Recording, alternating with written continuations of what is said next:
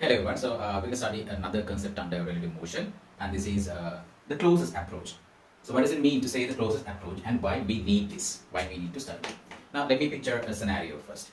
Now suppose we have two ships, right? One enemy ship and another battleship. So let's say this is the enemy ship and this is the battleship, right? BS enemy ship, right? So these two are obviously they are on the move, right? Now battleship wants to shoot the enemy ship, right? So if that happens, you need to know the battleship has to get as close possible to the enemy ship, right? So that they can shoot from afar, right? So the battleship is not going to go straight to the enemy ship, right, and get aboard. What they want to do is to shoot the enemy ship from afar, right? So they want to get as close as possible. That means this enemy ship has to be within the shooting range of the battleship, right? So in the closest approach problems, you will see two boats approaching each other, and they will ask you to find how long it takes for one ship to intercept another, or how long it takes for two objects to collide, how long it takes for one object to get as close as possible to another object. Those things can be asked in the questions. So let me give you a basic idea about the closest approach right now. Right. So suppose we have two objects. Now, when it comes to closest approach, they have to mention what is the initial position of the two objects in space and time, right? So they have to mention the position of the objects in space. As opposed to the example we saw up to now, they didn't mention where the objects are. They wanted us to find the relative velocity of one object with respect to another object. That's what they wanted to find. They didn't mention where they started, right? At t equals 0. Right? They didn't want that. Now, when it comes to closest approach means the closest they get to one another. That means it's about a space, right? It's about a distance, which means they have to mention the initial position of the two particles. Suppose we have object A. This is fixed on Earth. It's like a post. A fixed. And there's object B. Imagine this is a car, right? Now, object A is fixed on Earth means velocity of A relative to Earth is equal to 0. Right. Now object B is moving. Object B is moving on this line. Right. So how far is B from A at this position? Right. So we can see this is the distance. This is the distance. Right. Let's say D naught initial distance from A to B. Right, this is how far apart they are. Right. So let's move B with time and see what happens to this separation. Right. So at t equals t1, B is here, and the separation gets closer. Right. Right. Separation becomes smaller than this. You can see. Right. So next. Right. So at t equals t2, B is here, and this is the separation. So d2 is less than d1. D2 is less than d1. Right. Next. Right. At t3, B is here. Now this is the separation with respect to A. Okay. So you can see that D3 is greater than D2. The separation decreases, then start increasing back. Right. So now at t equals t4, B is here, and the separation is D4. So what does it mean to say the closest approach? You can see that the separation decreases with time in this situation only, decreases with time and comes to a minimum value. Then again starts increasing. So the closest approach means the closest they get, right? The closest separation. The smallest separation between the two particles. That is the closest approach. And how long it takes for a particle to get to the closest distance, right?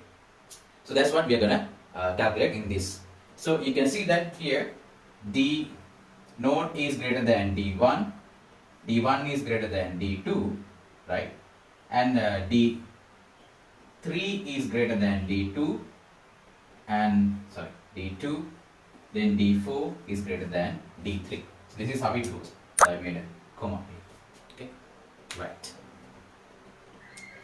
Okay, so you can see that the separation gets smaller and then gets larger, right? So the closest approach should be somewhere here. Now can you imagine how to obtain the closest approach in this case? How to obtain the minimum separation in a case like this. Now, let's see. Let's put a relative velocity equation here and see what we get. So relative to A, velocity of B relative to A is velocity of B relative to Earth plus velocity of Earth relative to A, right? So velocity of Earth relative to A should be 0, right? So this is equal to velocity of B relative to Earth, which is U. Now you can see that when A is fixed, when one object is fixed, the velocity of the relative velocity is the same as the velocity, the true velocity. True velocity means the velocity on Earth, right? That we consider that to be a true velocity, but that is also relative, right? Everything in this universe is relative, right? So you can see that when one object is fixed, the relative velocity is actually the actual velocity of an object, right? So when one object is fixed, relative velocity is equal to actual velocity. Now in your context, you can take it like this. Now, right. So in reality, when A is fixed, right? So we saw how B is moving, and this is the path of B. Path is actually the curve that B follows, right? So this is the path of B. May have a point represent current B giya vidhiya, the trace of B. Now this is the path of B, and this is how A actually sees B moving. If you are at A standing, you will see B moving like this. So now initially at t equals 0, you should have a separation, that is D, right? That separation, and you have to mention a direction as well, where A is with respect to B or where B is with respect to A. That is given with an angle. So they will usually give you this one. So what is the shortest distance between them? Shortest distance would be this, right? So now you can see that A is here, B is moving. If you are here, this is the distance. If you are here, this is the distance. If you are here, this is the distance. Now distance decreases and start increasing. So the shortest distance would be the perpendicular from A to the line, right, to the path of B, right? This is the shortest distance. So let's call this N, right? D is the distance between A and B at t equals 0. They will mention it, right? The initial distance between them. So N is the shortest distance between A and B, right? So this is how you get it. It's the same theory that is applied to that is applied when two particles or two objects are in motion, and if you want to find the closest approach between them. Okay, N is the shortest distance between A and B, right? So how do you get AN? AN is equal to, you know D, you know the angle, so AN is D sine theta. D sine theta, right? So if you know this angle, this is D sine theta. If you know this angle, this should be D cos alpha, right? So whatever it is. So suppose this is alpha. I don't want to make that, right? A. Okay. So what is the time it takes? What is the time it takes B to reach N? Right? Time it takes for B to reach N. So time it takes B to reach N is equal to, now how long will it take? So this is the distance Bn divided by the velocity. So we mentioned that the velocity of B is u in this direction. So Bn divided by the velocity of B, that is u. So what is Bn? Bn is d cos theta. D cos theta divided by u. This is just a model, okay? So depending on the problem, you have to find these values and all. So this is just a model, right? So now we'll extrapolate this model into two particles in motion and how to find the shortest distance between them and how long it takes for one particle to reach the closest approach. Right. So what happens when both objects are in motion? So let me just draw a scenario here. So A is moving in this direction with u velocity, B is moving in this direction with v. So let's make this official. Velocity of A with respect to Earth is this, right? Due north, let's call it, this is due north and this is due west. velocity of B relative to Earth is V in this direction. Okay, right? So we don't want to confuse the magnitudes between V and U. Let's just stick to this, right? So it's a general case. Now what happens with time? This is at t equals 0. At t equals 0, this is t equals 0, and they are d distance apart.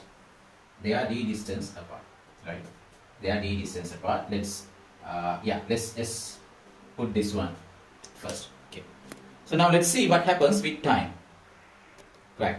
So at t equals t1, A could be here, B could be here. So you can see the separation got smaller. Right. So at t equals t2, A is here, B is here. This is the separation, d2. You can see that d2 is smaller than d1 and d0. Okay. Next. So at t equals t3, A is here, B is here. You can see that the distance between them got even shorter, right? t3 is shorter than d2. d2 was this much, d1 was this much, d0 was this much, and this is t3. Right? You can see that this line even rotates, right? So this is a bit complicated than what we saw earlier, right? So let's move on. Right, now you can see this is t nth time, right? I didn't want to clutter this diagram. So t is at here, A is at here, and this is the separation dn. So now dn is bigger than d3. So when two objects are moving, now in this case they are moving perpendicular to each other, then this example is simple. But there are in some cases where both objects are moving oblique to each other. In that case, this problem becomes very complicated. So how do we deal with this? Now, it's easier if one object is fixed, right? If one object is fixed, then we can analyze the path of the next object. So relative velocity comes into play in this case. So what relative velocity tells us is that in simple terms, relative velocity gives us the velocity of the other object when the object that you take the velocity of the other object with respect to is still, right? Okay. So suppose this. Okay. Let's.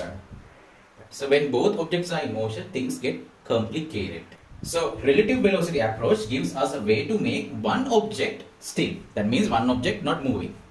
This is a big. So when one object is not moving, then the problem is easy, right? It becomes simple, right?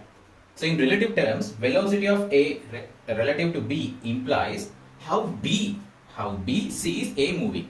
Suppose B is fixed, how does B sees A moving? That is what velocity of A relative to B gives us. So in this case, B is imagined fixed. We imagine B to be a fixed, right? Velocity of B relative to A implies how A sees B moving. A is imagined fixed, right? So this is the theory there. Okay. Now let's see how A sees B moving and also how B sees A moving when both objects are in motion. Right. So A is here at first, B is there. Then this was the distance or the separation between A and B at t equals 0, and let's take this to be our angle theta. Right. Now here's the thing. This could have been the actual path. So if you are standing on Earth, right, not moving, then you would perceive A moving in this direction with velocity u, B moving in this direction with velocity v.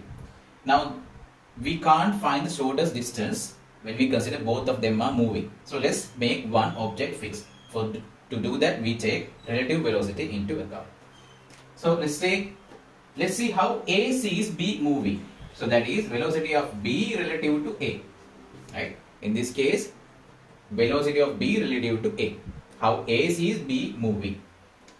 So relative velocity equation tells us VBE plus VEA. Okay.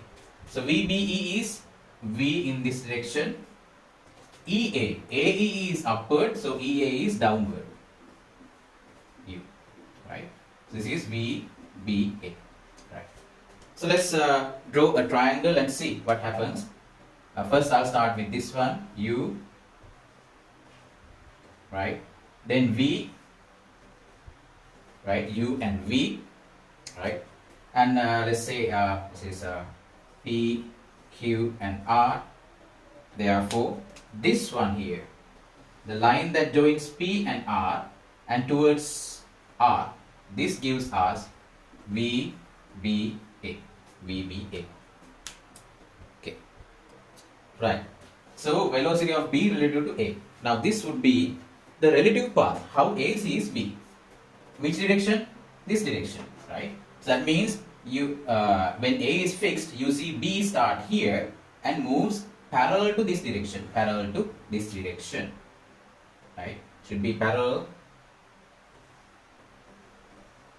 right? Okay. And let's just call this to be alpha now. Depending on the problem, we can deal with these angles, right? So in this case, this is the path of B. This is the path of B relative to A, as if A is fixed. This is the path of B, and these are the actual path. This is the path of B relative to A. Now A will see B moving like this. Okay, with velocity what? The velocity would be velocity of B relative to A. So this one. So velocity of B relative to A in this case, square root of V squared plus U squared. This is the velocity. Right. And here, let's call it N.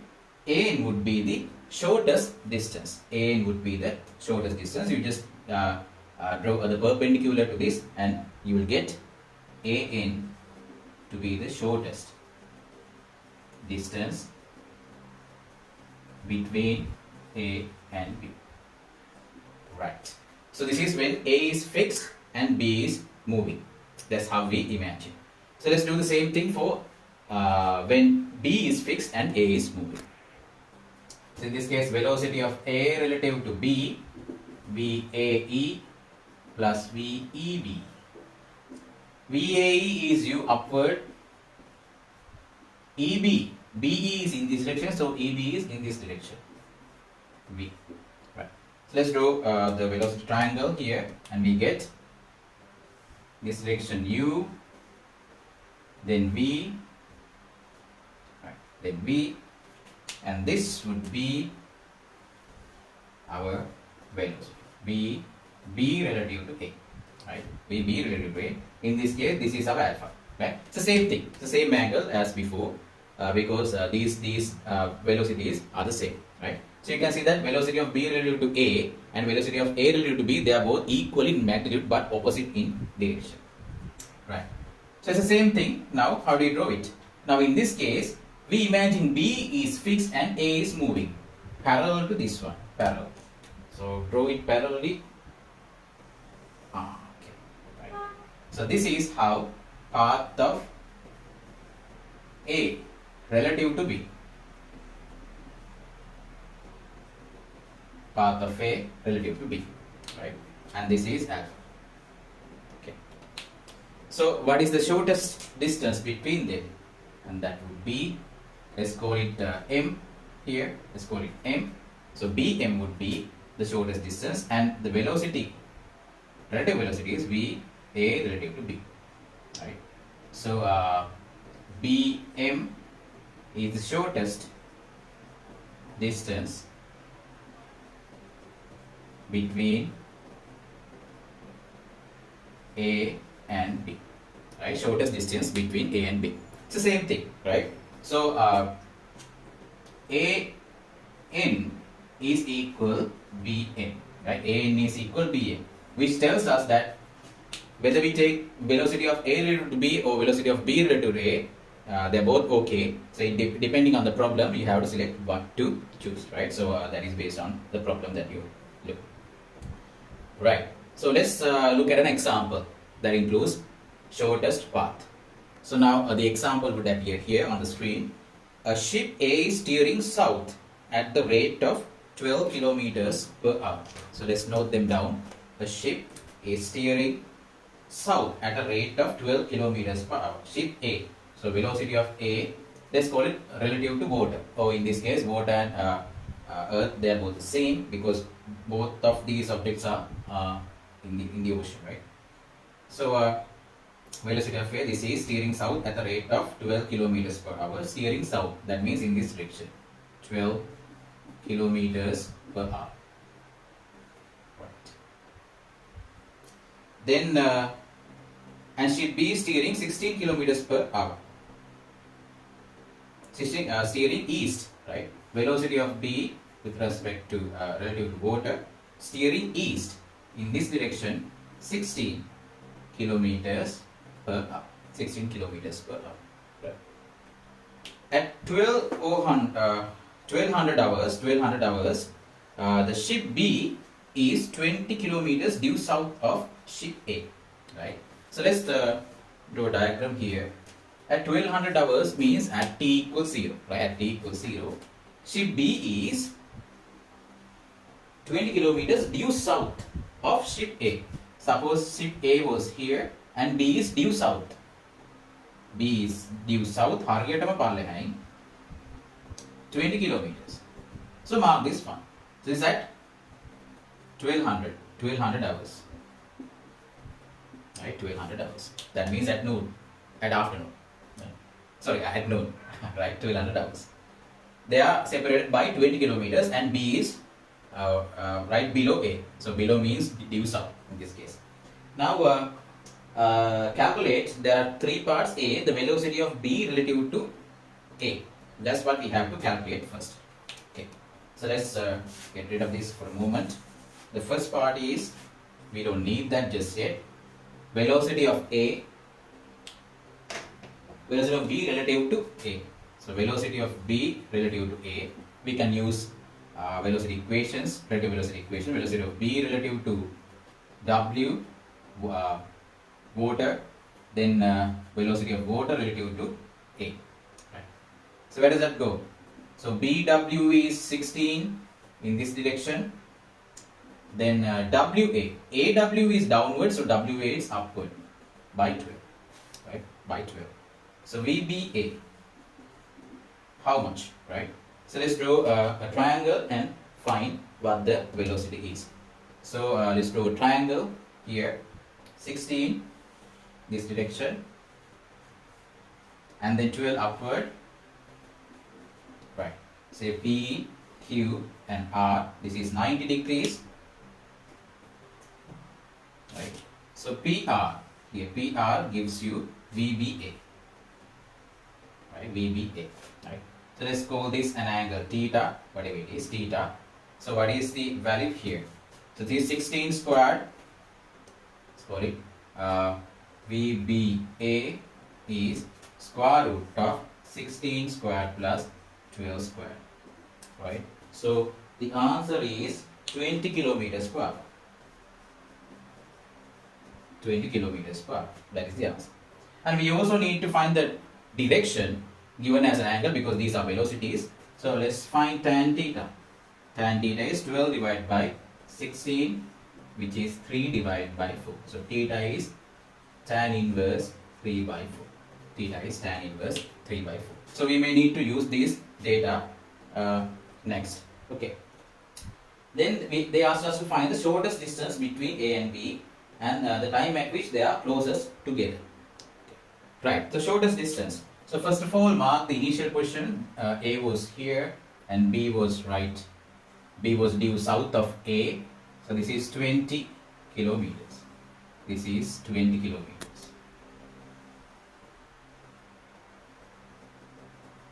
20 kilometers, right? Initial.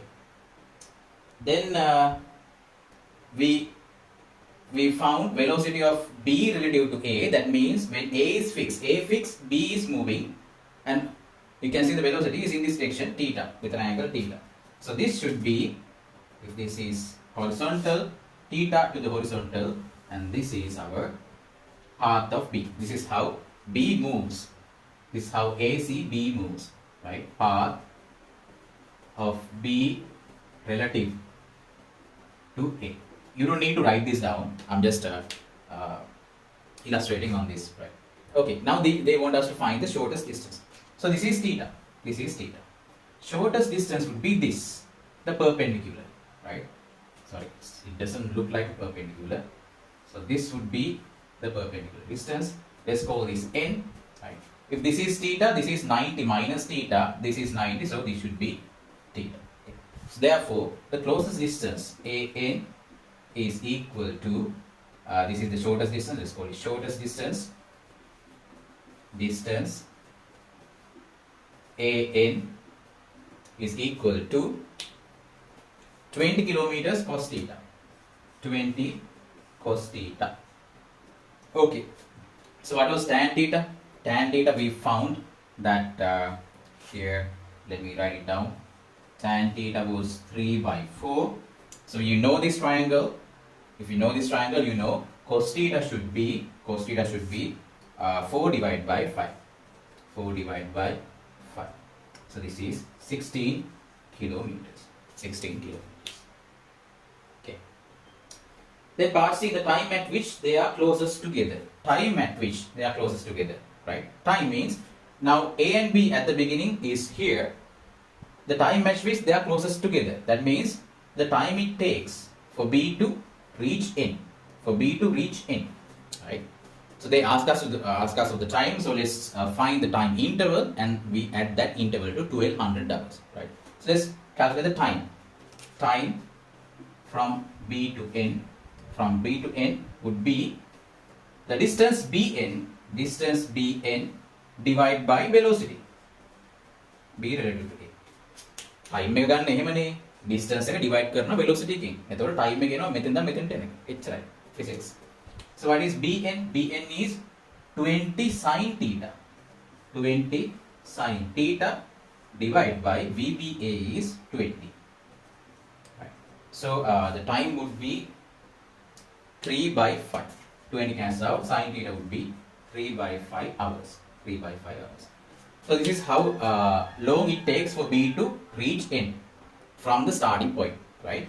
So they are asking us to find the time, right? They are asking us to find the time. So we have to add this to 1200 hours, right? So let's calculate this in minutes. So in minutes, how much would this be? 3 divided by 5 into 60 minutes, that gives us 36 minutes. 36 minutes. So the time, therefore time when they are close, when they are close to each other, is 1200 plus 36, so 1236 hours. 1236 hours. So this is the answer to that one, right? So we can do the same thing by considering velocity of A relative to B. In that case, B is fixed and A is moving. That would also be parallel to this. So that would be in this direction, right?